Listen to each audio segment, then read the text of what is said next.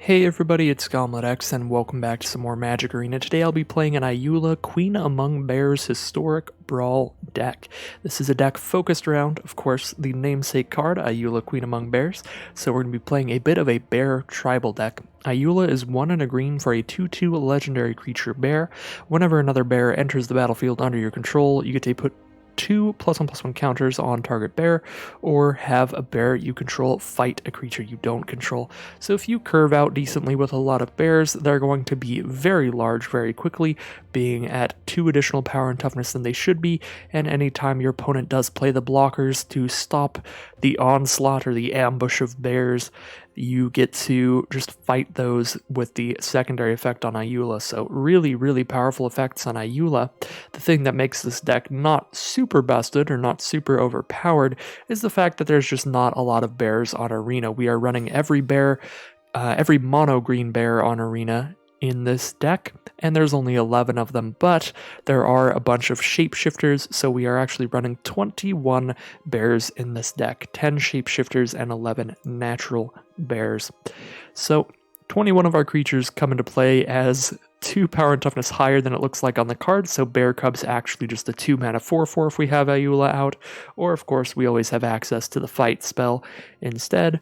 Faceless Agent is a 3 mana 4/3 that draws another bear out of our deck, so a lot of the bear cards and the shapeshifter changeling cards become really efficient beaters for their rates, so this deck can get out really aggressive. That being said, with only 21 creatures in this deck being bears or changelings, we do have to fill the deck out with a lot of other cards, so we have a bit of a +1/+1 counter theme outside of that, and we also have just some powerful green cards that I think are generally good in any green Historic Brawl deck. Cards like Galta, good if you have a lot of power worth of creatures out, which we will very quickly with Ayula, so we can often cast Galta for super cheap. The Great Henge, very similar, gets a huge cost reduction based on the power of stuff on your board, and this is a card draw engine for us. We have quite a few of those. We also have like Immortal Sun to draw cards because we aren't playing any Planeswalkers, so we shut off our opponent's Planeswalkers and draw more cards. Vanquisher's Banner draws cards as we cast our bears, and I think I have like one more card draw engine, but I am kind of missing it here. But yeah, we of course also have the big green finishers, Craterhoof Behemoth and Enrace Forerunners, very similar cards. Any creature heavy green deck can use these to finish off the game once they hit that 8 mana. And yeah, those are the general just good finisher kind of cards. The +1/+1 counter themes, we have cards like Renata putting a +1/+1 counter on everything. We have the sub-theme of +1/+1 counters because Ayula, of course, puts counters on our bears. We have Rishkar putting counters on some stuff and getting mana for our stuff with +1/+1 counters on them. Champion of Lamholt gets counters on itself and makes our creatures really hard to block. The more counters this has, the less likely it is that their creatures can block any of ours. A little bit of Proliferate with Pollen Bright Druid here, and yeah, just a bunch of generally good +1/+1 counter cards like Blessing of Frost as well. Invigorating Surge can double the counters on something, make it really big. And then we also have just some cheap ways to protect our commander, because our commander's ability is pretty important for this deck. Anytime that we're casting a bear, we want Ayula to be on the board. So we have like Heroic Intervention here to give our whole field hexproof and indestructible. We have Blossoming Defense to give Ayula hexproof, Snakeskin Veil to give Ayula hexproof. Just a few ways to try to protect our commander there. So without further ado, let's head into some gameplay here and see how the Bears deck works out in Historic Brawl here. Should be a pretty fun time in general. As always, I'll have a link in the description below to check out the deck list on MTG Goldfish there. And yeah, I always just make the Historic Brawl decks for fun, so this is definitely not the greatest Ayula build ever. I'm sure there are some cards that I'm not thinking of that would be fantastic additions, so if you have any recommendations or suggestions for other players trying to make Ayula decks, or any cards that you use in your own Ayula deck that you really like, leave them in the comment section below if you're interested in some discussion around Ayula as a commander. So pretty great start here. We're going to do our turn 2 Ayula as always, but we have a turn 3 Changeling to play. The Gladewalker Ritualist is like a little weird in this kind of deck, because of course Historic Brawl you only have one of each card, but it is a 3-mana 5/5 when Ayula's on the board, or potentially a 3-mana 3/3 that fights something when it comes into play. So just a 3-mana 3/3 Changeling is a good deal.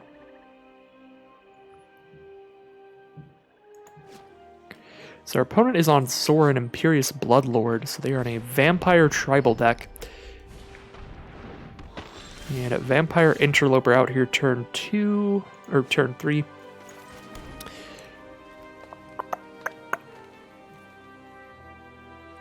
Definitely a tribal fight here. We have 4 mana, so I don't really want to spend my whole turn playing a 2-mana card here. I kind of want to play Champion of Lambholt before I play any more creatures, but Boreal Outrider also puts counters on everything I cast after that's on the board, so either of those is pretty good. Let's go Boreal Outrider here. I like playing one of the 3-mana cards because we also get to hold up Blossoming Defense against this mono-black deck, which is likely to have some removal in there. Even just Sorin's ability can remove our Ayula, dealing 3 damage to any target and gaining our opponent 3 life. So let's just protect Ayula here and set up for our future turns, getting Boreal Outrider out so all of our creatures we cast come to play with more +1/+1 counters. Ooh, Keeper of Fables will be great when we hit another land. So Champion of Lambholt now, shut off their block from Yahenni, because the Champion's going to come in as a 2/2, so all their creatures with power 2 or less, I believe, won't be able to block.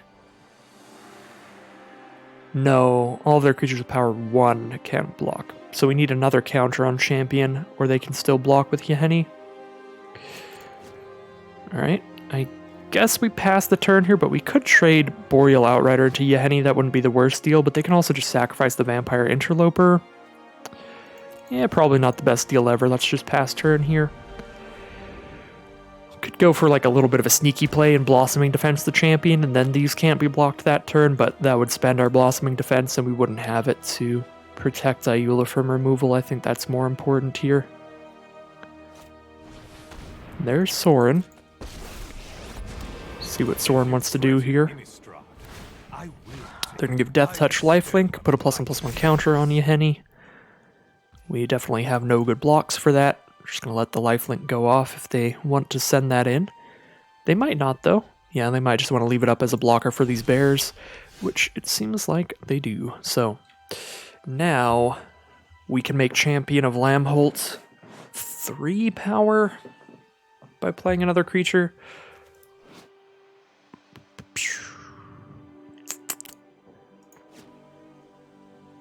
I don't like not having removal here, but Blessing of Frost can make Champion of Lambholt big enough to make our whole field unblockable, and then we get to kill Sorin. And if we make Ayula 4 power here... Yeah, if we make Ayula 4 power here, then Ayula's big enough to survive Sorin's 3 damage ability. So I think I split it up like this, and then we'll draw 2 cards by having 2 power 4 creatures, which we did hit a land for Blossoming Defense, so now I feel really good about this. So now none of their creatures can block. We can kill Sorin and send 4 to their face. And still hold up our Blossoming Defense. Fantastic draws from the Blessing of Frost there.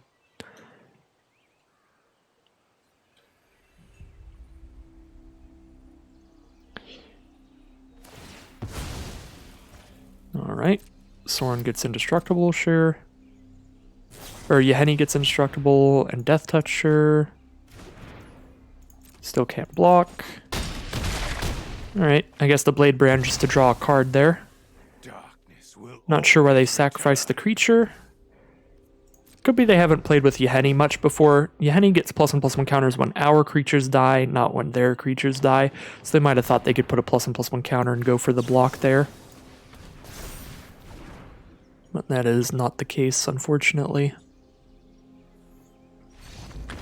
They are going to scoop them up there since we did have the Blossoming Defense to save Champion of Lambholt. Champion of Lambholt, one of those cards that has been a very powerful commander card for years, and getting it on Arena here is pretty sweet.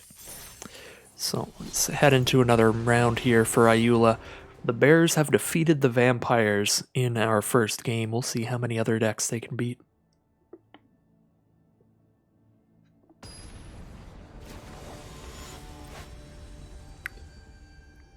Ooh. Ayula versus Ayara. I just kind of like the names there. That's pretty good. Pretty thematic. So Ayara, First of Lochthwain, is an aristocrat-style deck. Whenever a black creature enters their battlefield, they make us lose a life and they gain a life. And they can tap her to sacrifice a black creature and draw a card. So with expendable black creatures, like some creature tokens or creatures that come back from the graveyard, they can... I think it's more aggressive to just play Rune Claw Bear, so I'm going to go more aggressive rather than more value here. Anyways, with a lot of creature tokens and expendable creatures, they can get a ton of value from just sacrificing them and drawing cards. So I would expect maybe some new Decayed Zombie stuff, maybe just a lot of reanimation cards, like reassembling skeletons that come back from the graveyard. We'll see as things progress here. So our Wildwood Scourge gets more counters when other things get counters. That could be a play, but I think I just want to go Sylvan Anthem, because then I can attack in, they can't really block, and then I can hold up Blossoming Defense here. Like, I could spend the 2 to play a Wildwood Scourge as a 1-1, which will come out as a 2-2 with the Sylvan Anthem, but I really don't want to put shields down against a mono-black deck. I want to hold up our Hexproof spell to make sure that Ayula survives. And here comes Yarok's Fenlurker. Nice expendable creature. I think we get rid of Craterhoof Behemoth. It just costs 8 mana. We only have 4 lands out, so it's going to be 4 turns minimum before we can cast that, and that's if we draw land every single turn, which feels incredibly unlikely. So Acquisitions Expert. So a bunch of cheap expendable creatures from our opponent here, creatures that get good value when they enter the battlefield. That way they don't feel bad about sacrificing them later. So definitely seeing some good Ayara combos here. Alright, heading into our turn. Just a Steel Leaf Champion. Owlbear would be sweet here, but unfortunately, no mana for that. At least drawing a 3-mana creature. We can cast it and still hold up our Blossoming Defense, which is good. We, of course, get to Scry. Outmuscle is a good draw. We get to kill Ayara with that and get indestructible on something till end of turn. It's probably better than drawing blind as much as I would like a 5th land for Owlbear. 2, 3, 4, they have 4 power on their board. If they go for a big block on Rune Claw Bear, I guess we can spend Blossoming Defense to win that fight. But yeah, I doubt that happens, so just get the free attack in here. They are going to draw a card off the Acquisitions Expert, but we will hit them for 3, put them down to 13 life, and still get to hold up our Blossoming Defense. Steel Leaf Champion actually really good against their deck right now. Can't be blocked by small creatures, and seems to be a lot of what they're doing here with Fenlurker and Acquisitions Expert. So, sure, I wasn't super happy not to draw land last turn, but Steel Leaf Champion actually in hindsight pretty great on this board state, and probably pretty great against their deck in general. This is another one of those just good value green cards that that I put in here, because we've got to fill the deck with something. There's only the 21 bears, basically. Well, we know that we're not hitting a land next turn, so it's going to be a while for Owlbear. I'm just going to hold on to this Blossoming Defense for dear life, just for all eternity, even though it might not matter.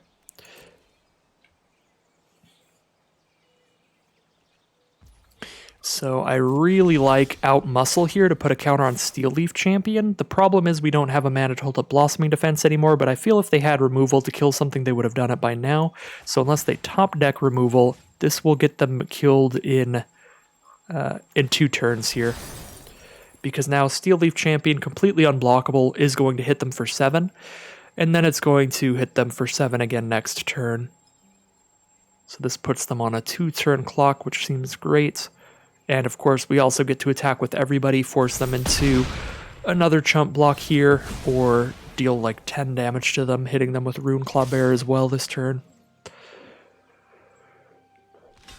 And alright, looks like they do not want to take 10. They are going to go ahead and chump block Rune Claw Bear as well. They will draw a card sacrificing the Fen Lurker, but they take 7 here and their board will be clear. If they hit a Wrath effect, that could be pretty bad for us, a board wipe. That is the kind of thing they could definitely stabilize with here. Blood on the Snow or something? Ugin. Well, there's our boy Ugin. Another Historic Brawl staple, fits into pretty much any Historic Brawl deck. If you want to play around with Ugin, just replay Ayula, but Ugin pretty much just locks us out of the game, as Ugin tends to do. Because we recast Ayula and they just plus Ugin to shoot it.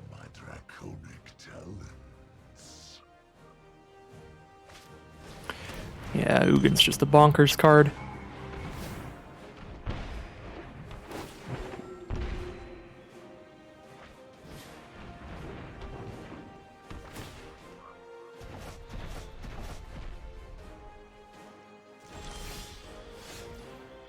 I'm just going to scoop them up here. We just can't beat an Ugin.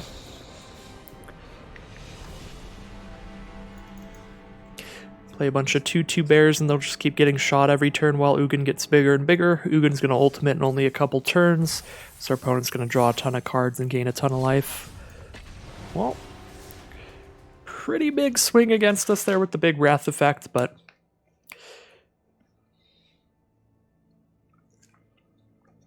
definitely happens. One of the things that you're the most worried about when you're playing an aggressive deck. One of the biggest ways to stabilize is if your opponent can clear the board. Ugin is probably the #1 way to do that, because Ugin gets to clear the board and give you a Planeswalker every other turn after that. Just keeps ticking up and clearing out other creatures your opponent's casting. Really turns the game around. So we're against a Gyruda deck now. When it enters the battlefield, each player mills 4 cards, and they get a card with an even mana value from among the milled cards onto the battlefield under their control. So kind of a reanimator sort of effect here, which is pretty cool. We're going to play our Bloodline Pretender here.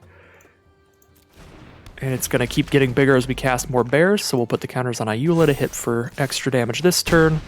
But Bloodline Pretender is likely to get quite big quite quickly, which is very, very cool.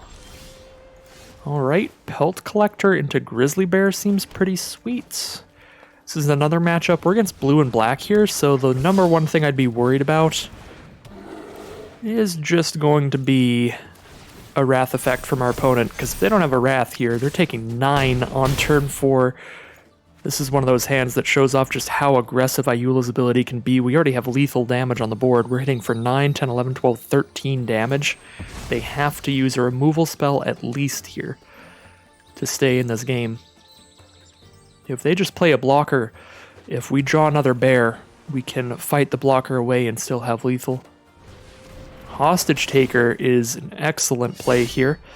It is a blocker and a removal spell all in one. However, we can recast Ayula now. We can't get lethal that way, but we get to fight the Hostage Taker out of the way before blocks. Oh, wait, no, Ayula doesn't trigger her own ability. Never mind. Ayula's probably still the best play that we had available there, but I definitely, I forgot it's whenever another bear enters the battlefield, Ayula doesn't trigger her own enter the battlefield effect. Either way, that is going to be a quick concession from our opponent there. Still too aggressive of a start to come back from, even with the Hostage Taker. Alright.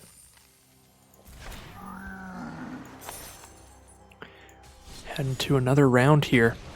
Having a great time with the bear deck. And it's a pretty fast deck, win or lose. I mean, if we lose a game, it's going to happen when our opponent just wraths the board. That's why there's a few card draw engines in here, not a ton. But those are some of the only ways we can get out of those sort of positions, is if we have just a resilient card draw engine here.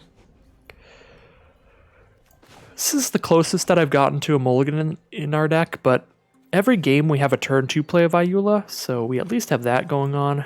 This probably should have been a mulligan because it is a free mulligan format. I always forget that. So used to draft where mulliganing is a big, painful thing to do. But got a great play late game, and we only need to hit one land to get it. The Keeper of Fables keeping us fueled, drawing a card whenever we hit our opponent. Got a nice combat trick of Invigorating Surge. Make something really big. And of course, Blizzard Brawl as a removal spell. Some pretty great stuff here. So we're playing against a Talrand deck, so these can be kind of combo aggro decks, which those Talrand decks I think are like really fun to play against. The other thing that they can be is just a gigantic stack of counterspells, and I find those matches pretty boring, so hopefully it's not that, but it could be here. Alright, bounce our Ayula back to our hand here.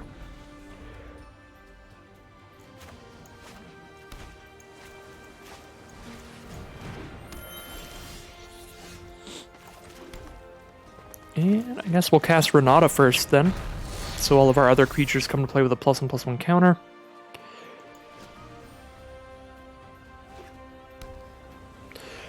So yeah, I don't have anything against anybody who likes playing a bunch of counter spells, but I will just have a boring time while I am playing against that kind of deck, so hopefully it's just like the aggro combo version. Just a bunch of cheap flash creatures and stuff, but it's looking like that might not be the case here. No 5th land for Keeper, so we go Ayula, maybe Primal Might. Just see what happens if we Ayula.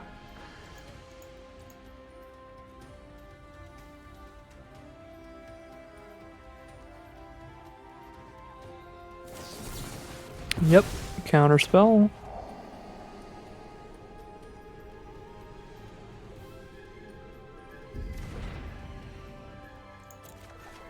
Well, as long as we get them to cast some counterspells before they have Talrand on the board and hold the mana up to do that, we are getting a little value off of them or stopping them from getting those 2/2 Drakes that they'd be getting otherwise.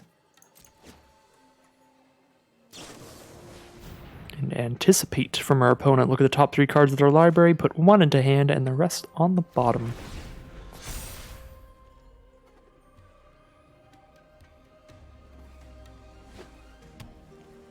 So they have 6 mana now, 4 islands, Castle Vantress, and Replicating Ring. So they could cast Talrand and hold up a 2 mana piece of interaction. They choose to cast Sphinx of Foresight though, just get a flyer out here, so they can cast Wing Words to draw 2 cards. Fair enough. It does mean we get to kill that Sphinx of Foresight, although if I do that, am I casting any creatures? If I cast Ayula, Renata will be a 3/3, so Primal Might won't be big enough. Blizzard Brawl would be, though. It gives +1/+0, right? Yes. So we could go Ayula Blizzard Brawl. That's the only way to play a creature this turn and kill the Sphinx. Yeah, I think we go for that while they're tapped out.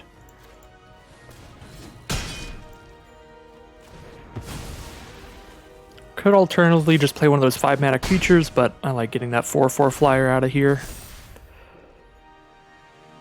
We do have like a 3/5 reach to block their stuff, but they probably have a lot of bounce spells as well. We've seen one already, the Petty Theft, bouncing one of our cards. So all they would theoretically have to do to get rid of a Changeling is just bounce it and then counter it. Ooh, Seagate Restoration, opponent drawing a boatload of cards here. Alright, fair enough. Ranger class, we could play this and level it up, so we put some more counters on our stuff, and once we level it to level 3, it is a somewhat of a card draw engine, letting us cast creatures from the top of our library, so that can keep us drawing cards later in this game, which is going to be really important against a blue deck. I kind of want to just play that while they're tapped out. But I guess we could have played Keeper of Fables as well, which would be solid.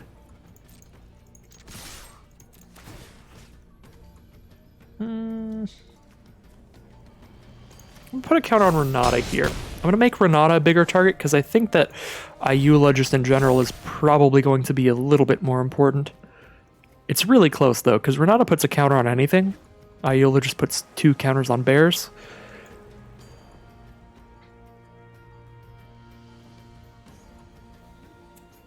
Alright, well. Things don't look that bad here. There are blue quote-unquote board wipe effects.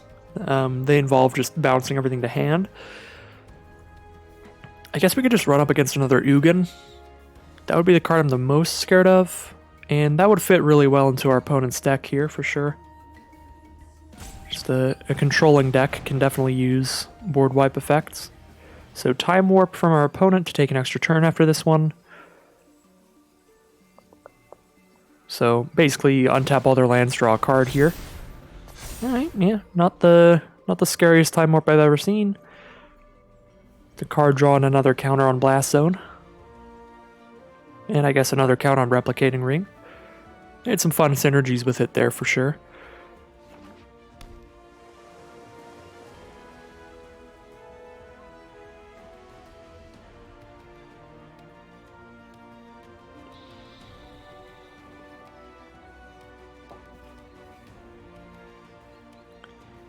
So they have 6 cards in hand here. They're just going to pass the turn. They're just going to hold up counter spells. Well, just attack all, see what they've got. If I just tap out for a card, they're just going to counter it for sure with 6 cards in hand and all that mana up. So I think we just attack all, and then we might just level up Ranger class here. We'll see based on what happens during combat.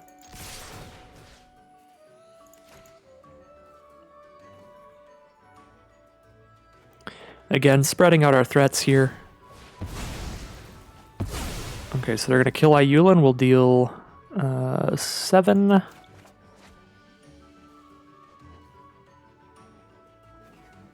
Oh, they killed a Ranger class too. Oh, that's actually a pretty big bummer. Did not fully read Blast Zone there. Looks like it kills all non-land permanents, not just creatures. Bummer there. Well, 3 cards in hand here. Probably a counterspell. I think Webweaver Changeling's the least important creature we could cast here, so we play that. Keeper Fables is better, so we would be more bummed out by them countering that than the Webweaver Changeling. Alright. Ooh, Mother Bear into the graveyard. That is an ability and not a spell, so we can get 2 2/2s on the board guaranteed. With Renata out, that's 2 3/3s for 5 mana. That is definitely what we're doing if they have mana untapped, because they can't counter that unless they have a spell that counters an activated ability. So the Mother Bear in our graveyard is going to do some great work for us. Her children will come to avenge her. Activate only as a sorcery. Alright, well that part's a little bit of a bummer, but otherwise, it's going to be pretty great. Guess I could do that pre-combat if I'm scared about them killing Renata during combat. Sublime Epiphany. Bounce our token, draw a card. Alright, well, now they can't use that to counter the Mother Bear ability, so that's something. Means we're getting something on this board, even if our tokens are slowly dying. Unless they have another way to counter an activated ability. Okay. The 3/3s resolve. They're at 5 life. And a Brazen Borrower comes on out. Can only block flyers, so it doesn't help them block here.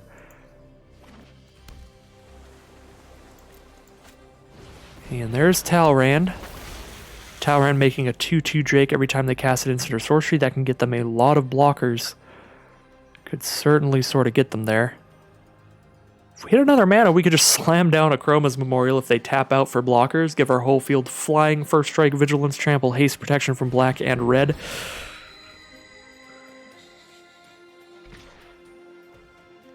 This is just like a big field buff spell. Alright, they do hold up mana for counters. They have 4 mana up here. We have 6 mana to play around with. So we could cast a Primal Might and hold up a Snakeskin Veil.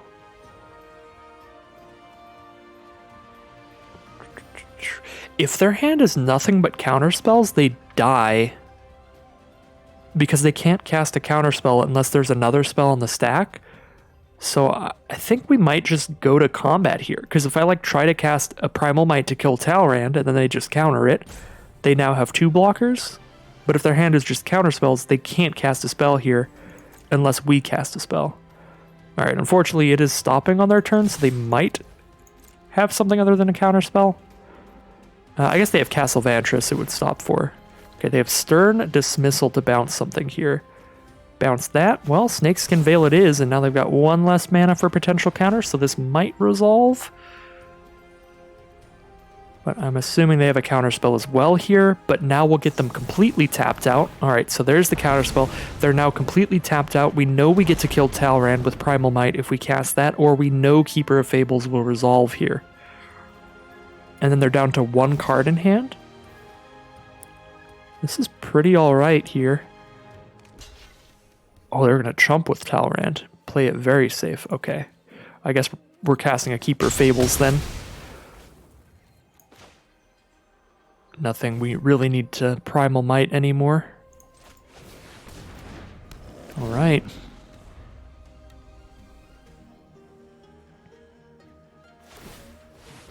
So scrying 2 in the upkeep, they've got to draw something good here.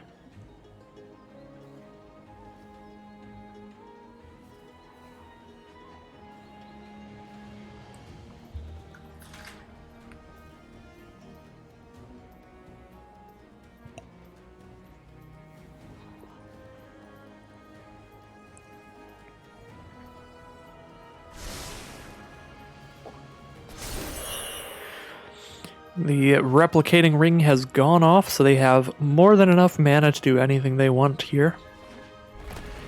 But it all depends on what they've drawn. So a Crawling Barrens is another blocker. Play that as a 2/2 blocker for 4. If they spend 8 into it, it'll turn into a 4/4. If they spend 12 into it, it turns into a 6/6. And it does keep those counters permanently. So Crawling Barrens is going to be a huge blocker here. They have 1 single card in hand. If it isn't a counterspell, Akroma's Memorial wins on the spot.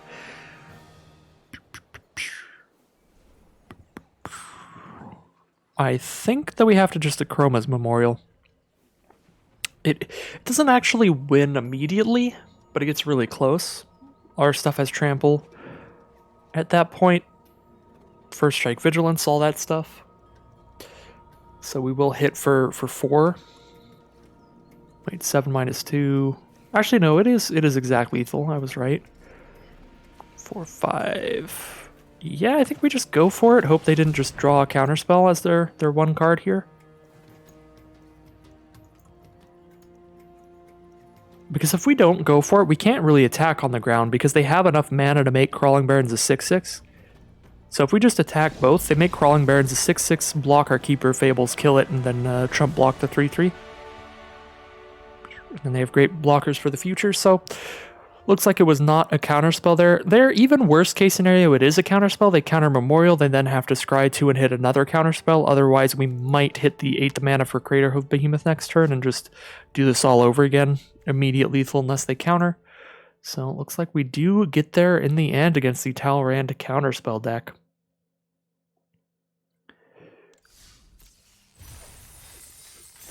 Pretty classic matchup there. Just mono green beats versus mono blue control.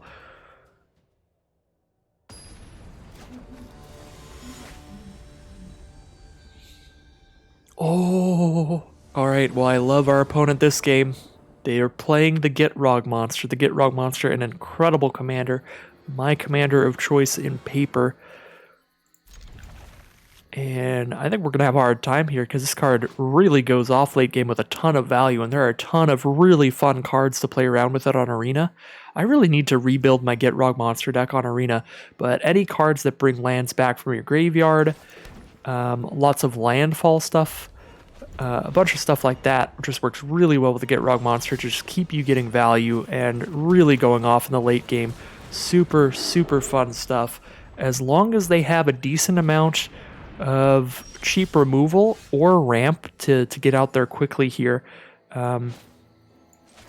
they will be able to stop our initial onslaught and probably win the game, because they're going to have a better late game than we will.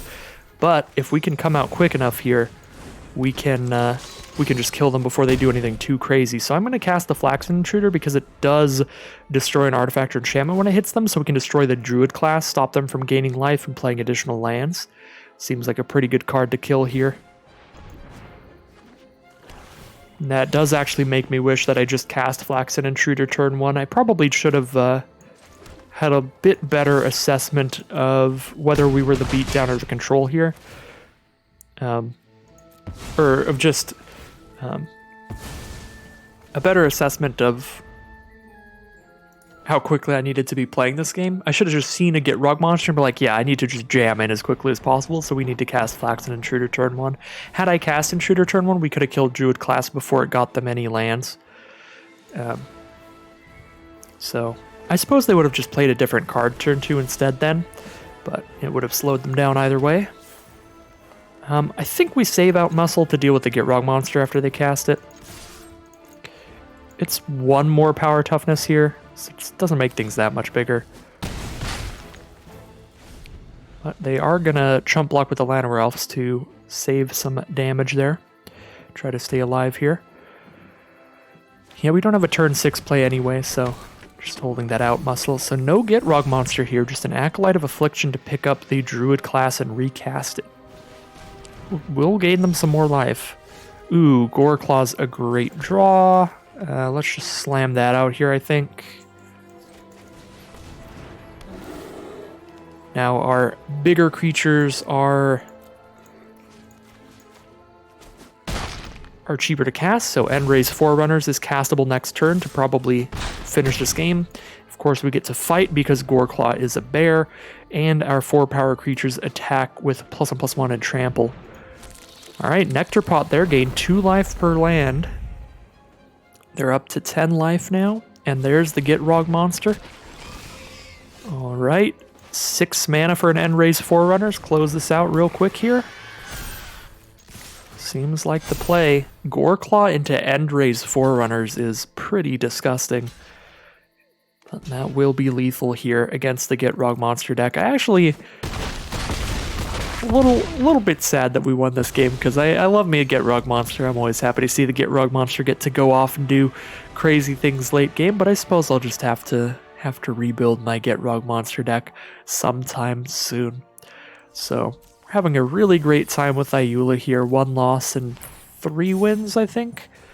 These games have been going pretty fast, so it's a little hard to tell, but I'm going to play 1 final game here before I log off for the night.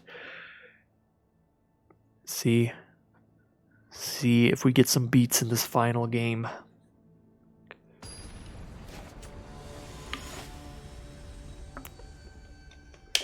Ooh, bears versus dinosaurs? Alright. Alright, Gishath, let's go.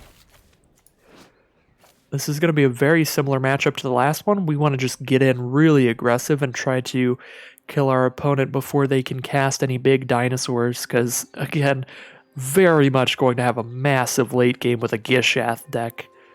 Unfortunately, they just immediately mulligan 3 times, so I guess we're going into the next round. So I suppose no bears versus dinosaurs for us. Our opponent is not a fan of any of the hands that they drew there. Alright, so let's play another game here. Not going to count that as the final round. That would have been a cool matchup to see, though. So I'm a little bummed about that one.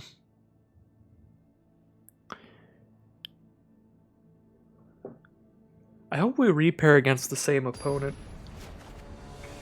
It would be nice to have like a completely casual Historic Brawl queue where you get like multiple free mulligans. Although I guess that would really incentivize playing combo decks, but I'm okay with that. I like combo decks.